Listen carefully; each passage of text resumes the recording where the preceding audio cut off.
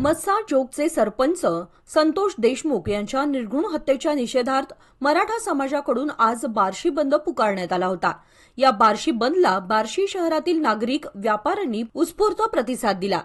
संतोष देशमुख हत्या प्रकरणी धनंजय मुंडे यांचा आमदारकीचा राजीनामा घ्यावा, संतोष देशमुख हत्या प्रकरणात धनंजय मुंडे यांना सहआरोपी करावे, वाल्मिक कराडला फाशी द्यावी, फरार आरोपीला तत्काळ अटक करावी, या मागण्यांचे निवेदन बार्शी तहसीलदारांना देण्यात आले। याप्रसंगी बार्शीतील संतप्त मराठा समाजाकडून धनंजय मुंडे यांच्या प्रतिकात्मक पुतळ्याला जोडे मारो आंदोलन करून पुतळ्याचे दहन करण्यात आले। लवकरात लवकर राज्य सरकारने धनंजय मुंडे विरोधात कारवाईची भूमिका घ्यावी, अन्यथा संतोष देशमुखांच्या हत्येच्या निषेधार्थ आज या ठिकाणी बार्शी तालुक्यामध्ये पूर्णपणे कडकडीत बंद पाळलेला आहे। तर कशा प्रकारचा प्रतिसाद आहे, काय सांगाल?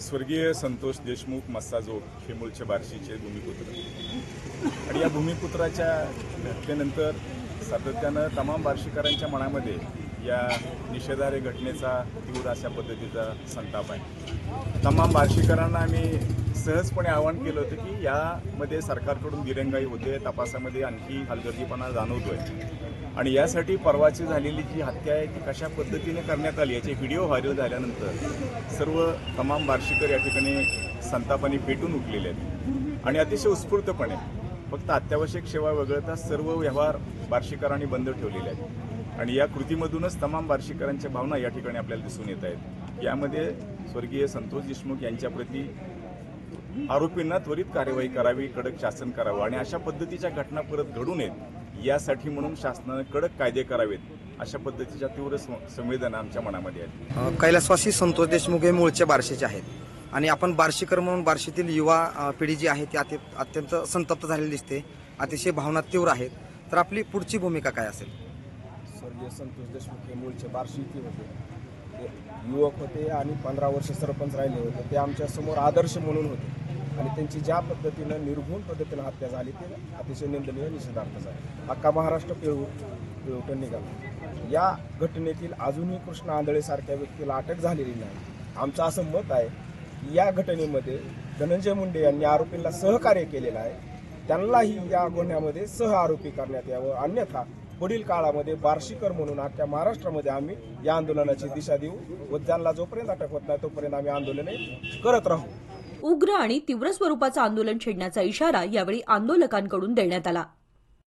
बार्शीकरांच्या वतीने आपले बार्शीचे भूमिपुत्र स्वर्गीय संतोष देशमुख यांची मागील ते ज्या ठिकाणी वास्तव्यास होते, ज्या ठिकाणी त्यांनी स्वतःचं अस्तित्व सिद्ध केलं होतं, सरपंच म्हणून काम करत होते आणि मग काही कारणांमुळे त्यांची त्या ठिकाणी निर्घृण हत्या केलेली होती, तेव्हासुद्धा बार्शीकरांचा जो काही जनक्षोभ आहे तो उफाळून आलेला होता। मात्र 2 दिवसांपूर्वीपासून ज्या काही फोटोज त्या ठिकाणी समोर आल्या आणि ते पाहून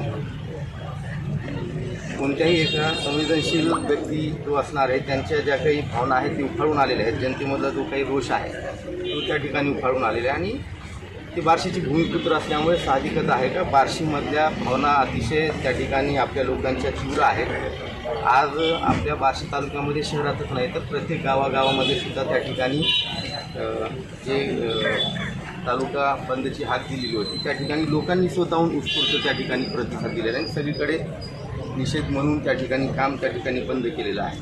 खरं तर आता असं मत प्रशासकीय अधिकाऱ्यांनी आपलं मांडायचं नसतं, मात्र दुर्घटना जी काही झालेली आहे ती एवढी क्रूर आणि मानवतेला काळिमा फासणारी आहे तर निश्चितच त्याचं कोणतेही समर्थन, कारण मागे 8, 10, 20 किंवा जेवढ्या आयुष्यातलं आपल्याला कळतं तेवढ्यातनं जरी कुठली एखादी अशी घटना पाहिली तरी अशी क्रूर घटना घडल्यास मला तरी कधी आठवत नाही। त्यामुळे आपण जे काही निवेदन या ठिकाणी दिलेलं आहे, तुमचा जो काही निषेध या ठिकाणी व्यक्त केलेला आहे, आपल्या भावना निश्चितपणाने योग्य पद्धतीने शासनापर्यंत पोहोचण्याची मी लक्ष